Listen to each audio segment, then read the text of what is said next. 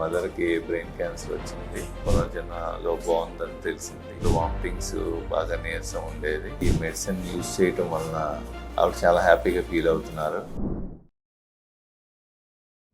నా పేరు అరుణ్ కుమార్, మాది విజయవాడ. మా మదర్ పేరు రమణమ్మ. మా మదర్కి బ్రెయిన్ క్యాన్సర్ వచ్చింది. మేము అది ఈ ఇయర్ 2025 ఫిబ్రవరిలో ఐడెంటిఫై చేశాము. ఐడెంటిఫై చేసిన తర్వాత బ్రెయిన్కి ఆపరేషన్ చేయాలని చెప్పారు, బ్రెయిన్లో ఉన్న క్లాట్ని తీయడానికి. సో మేము అది అంత ప్రిఫరబుల్ కాదని చెప్పి ఆల్టర్నేటివ్ వేస్లో వెళ్తే ఈ పునర్జన్మలో బాగుందని తెలిసింది.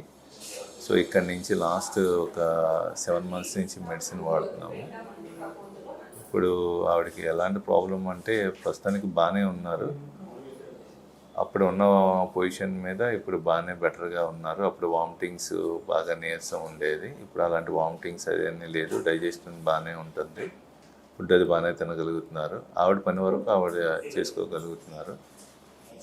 పూర్తిగా నీరసం అయితే తగ్గలేదు, కానీ బెటర్. ఆవిడ ప్రాబ్లమ్స్ ఆవిడ వరకు ఇబ్బంది ఏం లేదు.